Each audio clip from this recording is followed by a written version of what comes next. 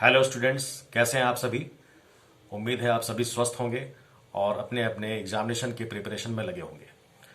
इसके पहले वाले वीडियो में मैंने मनी एंड बैंकिंग के 25 क्वेश्चंस अपलोड किए थे और इस वीडियो में मैं next 25 questions money and banking से लेकर आ रहा हूं, ताकि मनी एंड बैंकिंग के मैक्सिमम जो टॉपिक्स हैं वो आपके कवर हों।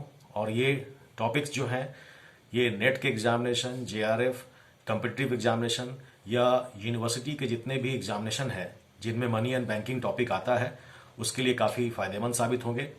तो हर एक क्वेश्चन को बहुत बारीकी से देखिए, वीडियो को अंत तक देखिए, ताकि क्वेश्चंस के आंसर को जो मैंने कभी बीच में एक्सप्लेन भी किया है वो आपको समझने में काफ़ी आसानी होगी। और जितने भी न्यू व्यूअर्स जो मेरे चैनल को देख रहे हैं, मुझे देख रहे हैं, मेरे वीडियो को देख रहे हैं, वो एक बार लाइक करें, मेरे चैनल को सब्सक्राइब करें और कमेंट में जरूर ये बताएं कि आपको किस तरह की वीडियोस चाहिए, ताकि मैं मोटिवेट होकर नए नए वीडियोस को भी अपलोड करूं, ताकि आपके स्टडी में काफ़ी हेल्पफुल साबित हो सके। आप मेरे प्लेलिस्ट में मैंने मनी एंड बैंकिंग का प्लेलिस्ट बनाया है कैटेगरी वाइज, उसको भी आप जाकर देख सकते हैं। जो टॉपिक आपको पसंद है उसको आप एक बार पूरी तरह से देखें, आपका कंसेप्ट एकदम क्लियर हो जाएगा, फिर आपको आने वाले एग्जामिनेशन में कहीं कोई दिक्कत नहीं होगी। तो welcome to my YouTube channel economics with doctor Prashant Kumar Khare. आइए हम लोग नेक्स्ट 25 एमसीक्यूज पर नजर डालते हैं। आइए हम लोग देखते हैं। पहला क्वेश्चन है कि मुद्रा के परिमाण सिद्धांत में किस विचारधारा को मुद्रा का मांग सिद्धांत कहा गया है। तो इसमें चार ऑप्शन है। पहला ऑप्शन है फीसर विचारधारा, सेकंड ऑप्शन है कैम्ब्रिज विचारधारा, थर्ड ऑप्शन है उपरोक्त दोनों, फोर्थ ऑप्शन है इनमें से कोई नहीं। तो करेक्ट आंसर होगा कैम्ब्रिज विचारधारा, यानी कैम्ब्रिज वर्सन जो था, कैम्ब्रिज व्यू जो था, उसको ही मुद्रा का मांग सिद्धांत कहा गया है। फिर नेक्स्ट क्वेश्चन है मुद्रा का चलन वेग संबंधित है, यानी वेलोसिटी ऑफ मनी किस चीज से संबंधित है। तो नीचे चार ऑप्शन दिया गया है। पहला है मुद्रा परिमाण सिद्धांत से, फिर नेक्स्ट ऑप्शन है आय सिद्धांत से, थर्ड ऑप्शन है ब्याज सिद्धांत से और फोर्थ है इनमें से कोई नहीं।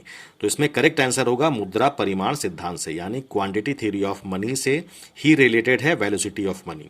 फिर नेक्स्ट क्वेश्चन है कैम्ब्रिज दृष्टिकोण को कहा जाता है। चार ऑप्शन आपके पास है। पहला है नगद लेन देन दृष्टिकोण, फिर है नगद शेष दृष्टिकोण और थर्ड है नगद विनियोग दृष्टिकोण और फोर्थ है इनमें से कोई नहीं। तो इसमें करेक्ट आंसर होगा नगद शेष दृष्टिकोण, यानी कैश बैलेंस अप्रोच जो है उसी को कैम्ब्रिज दृष्टिकोण कहा गया है। फिर आगे देखते हैं। अगला क्वेश्चन है मुद्रा के परिमाण सिद्धांत में कैम्ब्रिज विचारधारा में इनका योगदान है। नीचे चार ऑप्शन दिया गया है। पहला है Marshall Adam Smith, second option है मार्शल पीगू, थर्ड ऑप्शन है रॉबर्टसन केन्स और फोर्थ ऑप्शन है सी और बी। तो अगर क्वांटिटी थ्योरी ऑफ मनी को देखा जाए और खासकर कैम्ब्रिज वर्सन को, तो कैम्ब्रिज यूनिवर्सिटी थी और उस यूनिवर्सिटी के चार अर्थशास्त्रियों ने कैम्ब्रिज वर्सन को बताया था। तो इन चारों अर्थशास्त्रियों के नाम थे मार्शल, पीगू, रॉबर्टसन और केन्स। तो उस आधार पर जो ऑप्शन डी है वो करेक्ट होगा। फिर देखते हैं next question, A tract on monetary reforms, ये जो पुस्तक थे इस पुस्तक के लेखक कौन है। तो नीचे चार ऑप्शन दिया गया है, रॉबर्टसन, केन्स, पीगू, इनमें से कोई नहीं। तो करेक्ट आंसर होगा केन्स। केन्स जो थे उनकी ये पुस्तक थी अट्रैक्ट ऑन मॉनेटरी रिफॉर्म्स, क्योंकि केन ने जो एक किताब लिखी थी 1936 में, द जनरल थ्योरी, उसके बाद मैक्रो विश्लेषण पर काफी जोर दिया जाने लगा और वो न्यू केन्सियन इरा कहलाता था। उसी तरह से अट्रैक्ट ऑन मॉनेटरी रिफॉर्म्स जो पुस्तक है उसको केन्स ने ही लिखा था। फिर देखते हैं नेक्स्ट क्वेश्चन, मुद्रा के परिमाण सिद्धांत में केन्स के समीकरण को कहा जाता है। पहला ऑप्शन है वास्तविक शेष समीकरण, सेकंड ऑप्शन है नगद शेष समीकरण, थर्ड ऑप्शन है नगद लेन देन समीकरण, फोर्थ ऑप्शन है ए और सी। तो इसमें जो करेक्ट आंसर है वो है वास्तविक शेष समीकरण, यानी रियल बैलेंस अप्रोच। फिर देखते हैं स्फीतिक अंतर यानी इन्फ्लेशनरी गैप, इन्फ्लेशनरी गैप की व्याख्या की है। तो चार ऑप्शन दिया गया है, फीसर, रॉबर्टसन, पीगू और इनमें से कोई नहीं। तो इन्फ्लेशनरी गैप की व्याख्या प्रोफेसर केन्स ने की थी। तो ऑप्शन में प्रोफेसर केन्स नहीं है, इसलिए इसका करेक्ट आंसर होगा ऑप्शन डी। फिर देखते हैं हिनार्थ प्रोत्साहित स्फीति यानी डेफिसिट इंड्यूस्ड इन्फ्लेशन को किसने बजटीय स्फीति कहा है। तो चार ऑप्शन दिया गया है, पी ब्रह्मानंद, केन्स, क्राउथर, पॉल इजिंग। तो यहां करेक्ट आंसर होगा पॉल इजिंग। नेक्स्ट क्वेश्चन देखते हैं। वो क्वेश्चन है कि अपनी पुस्तक इकोनॉमिक्स में जर्मनी की 1920 से 23 की मुद्रा प्रसार की स्थिति को इन शब्दों में व्यक्त किया है। हम अपनी जेबों में पैसे लेकर स्टोर जाते थे और अपनी बास्केट में भोजन लेकर लौटते थे। मुद्रास्फीति होने पर अब हम बास्केट में मुद्रा लेकर जाते हैं और अपनी जेबों में भोजन लाते हैं। मुद्रा को छोड़कर प्रत्येक वस्तु दुर्लभ हो गई है, कीमतें भयंकर रूप से बढ़ रही है तथा उत्पादन असंगठित हो गया है। ये काफी इंपॉर्टेंट स्टेटमेंट है और कई एक प्रतियोगी परीक्षाओं में भी पूछा गया है। तो इस पुस्तक के लेखक कौन है, यानी इकोनॉमिक्स जो लिखा गया है जिसमें इन सारी बातों को बताया गया है, उस पुस्तक के लेखक कौन है? तो इसमें करेक्ट आंसर होगा ऑप्शन डी, सैमुअलसन। फिर देखते हैं नेक्स्ट क्वेश्चन। मुद्रा विस्फीति यानी डिफ्लेशन के कारण हैं। चार ऑप्शन है। मुद्रा की मात्रा में कमी, नेक्स्ट है बैंक दर में वृद्धि, थर्ड है खुले बाजार की क्रियाएं, फोर्थ है उपरोक्त सभी। तो इसमें करेक्ट आंसर होगा उपरोक्त सभी। तो ये इसका करेक्ट आंसर है। अब देखते हैं अगले क्वेश्चन की तरफ। अगला क्वेश्चन है मुद्रा विस्फीति यानी डिफ्लेशन को कृषकों पर क्या प्रभाव पड़ता है? तो चार ऑप्शन दिया गया है। कृषकों को लाभ होता है, सेकंड ऑप्शन है कृषकों को हानि होती है, थर्ड ऑप्शन है इसमें लाभ फिर हानि होती है, फोर्थ ऑप्शन है इनमें से कोई नहीं। तो जो डिफ्लेशन है, मुद्रा विस्फीति की स्थिति है, इसमें कृषकों को हानि होती है, यानी करेक्ट आंसर इज बी। फिर देखते हैं मुद्रा विस्फीति यानी डिफ्लेशन का सामान्य जनता पर क्या प्रभाव पड़ता है? तो सामान्य पहला ऑप्शन है सामान्य जनता को लाभ होता है, सेकंड ऑप्शन है उन्हें हानि होती है, थर्ड ऑप्शन है अपरिवर्तित अवस्था में रहते हैं, फोर्थ है इनमें से कोई नहीं। तो जो डिफ्लेशन है यानी मुद्रा विस्फीति है, उस समय सामान्य जनता को लाभ होता है।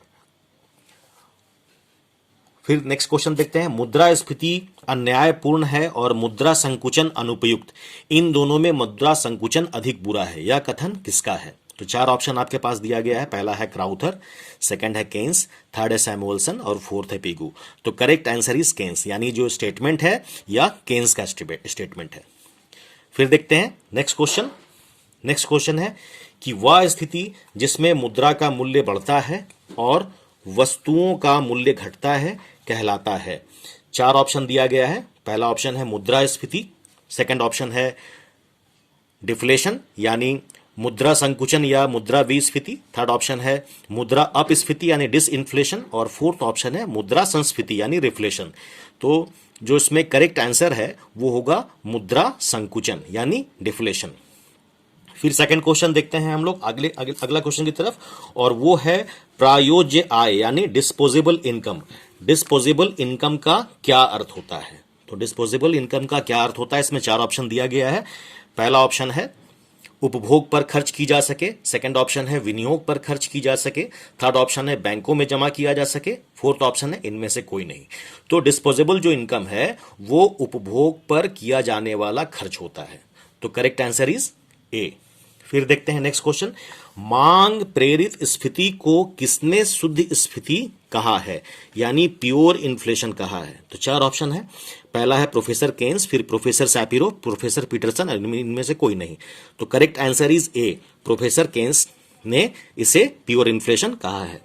फिर देखते हैं नेक्स्ट क्वेश्चन कि मांग किसे नई स्फीति यानी न्यू इन्फ्लेशन कहा गया है? पहला ऑप्शन है मांग प्रेरित स्फीति को, सेकंड ऑप्शन है कॉस्ट पुश इन्फ्लेशन को, थर्ड है ए और बी दोनों को, फोर्थ है इनमें से कोई नहीं। तो correct answer is B, cost push inflation यानी लागत प्रेरित स्फीति को न्यू इन्फ्लेशन कहा गया है।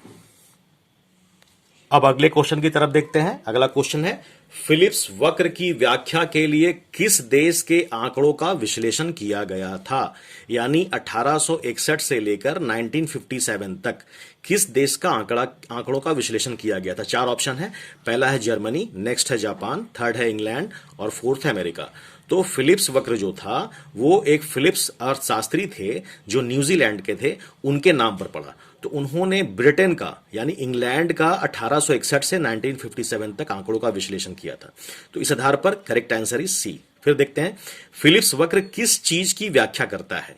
पहला ऑप्शन है बेरोजगारी और मौद्रिक मजदूरी के बीच की विपरीत संबंध की, सेकंड ऑप्शन है रोजगार और मुद्रास्फीति के बीच प्रत्यक्ष संबंध की, फिर थर्ड ऑप्शन है बेरोजगारी और मौद्रिक मजदूरी के बीच धनात्मक संबंध की, फोर्थ है इनमें से कोई नहीं।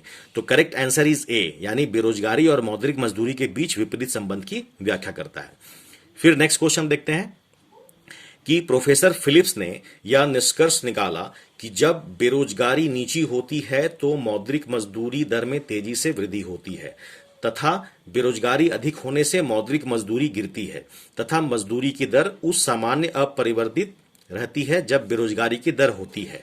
तो इसमें चार ऑप्शन दिया गया है। पहला है 5.0%, सेकंड है 4.5%, थर्ड ऑप्शन है 5.5% और नेक्स्ट चौथा ऑप्शन है 6.25%। तो करेक्ट आंसर इज 5.5%, यानी ऑप्शन सी इज करेक्ट। फिर देखते हैं नेक्स्ट क्वेश्चन कि किन अर्थशास्त्रियों ने फिलिप्स वक्र को अमेरिका में लागू किया। तो इसमें चार ऑप्शन आपके पास है। पहला है सैमुअल्सन और सोलो ने, सेकंड ऑप्शन है फ्रीडमैन और फिलिप्स ने, थर्ड ऑप्शन है रॉबर्टसन और सोलो ने, फोर्थ ऑप्शन है इनमें से कोई नहीं।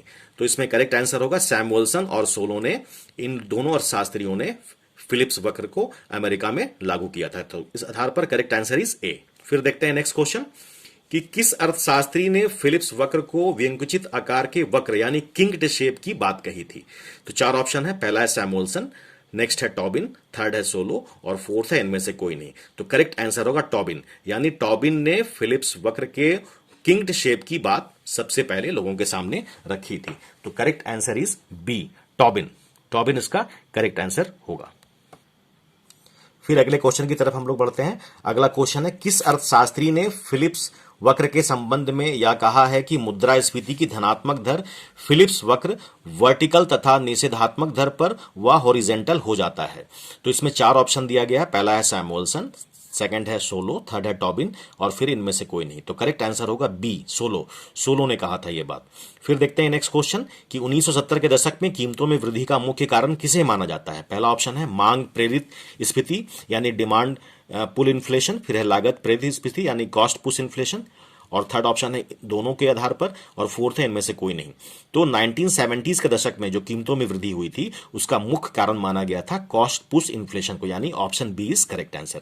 फिर देखते हैं 50वां क्वेश्चन कि अर्थशास्त्र की वह अवस्था जिसमें आर्थिक तरक्की की रफ्तार घट जाती है और बेरोजगारी के साथ साथ महंगाई भी ऊंचे लेवल पर रहती है, वह क्या कहलाती है। चार ऑप्शन आपके पास है। पहला स्टैगफ्लेशन, सेकंड ऑप्शन है रिफ्लेशन, थर्ड है डिफ्लेशन और फोर्थ है इनमें से कोई नहीं। तो करेक्ट आंसर इज स्टैगफ्लेशन, यानी स्टैगफ्लेशन जो स्थिति थी वो 1965 में यूनाइटेड किंगडम में कंजर्वेटिव पार्टी के एक सांसद थे जिनका नाम था इयान मैकलेओड। तो इयान मैकलेओड के द्वारा यह स्टेटमेंट दिया गया था और स्टैगफ्लेशन नाम दिया गया था। स्टैगफ्लेशन में क्या होता है कि जीडीपी नीचे गिर जाती है, डिमांड भी नीचे गिर जाता है, लेकिन अनएम्प्लॉयमेंट और इन्फ्लेशन बढ़ता चला जाता है, यानी जड़ता के साथ महंगाई बढ़ती चली जाती है। तो स्टैगफ्लेशन ये 50वां क्वेश्चन है। तो इस तरह से ये 50 क्वेश्चन के सीरीज में आपको बहुत फायदा किया होगा। ये सेकंड सीरीज में 25 क्वेश्चन। तो अब नेक्स्ट वीडियो में मैं फिर और कुछ क्वेश्चन लेकर आऊंगा। तब तक के लिए थैंक यू, जय हिंद।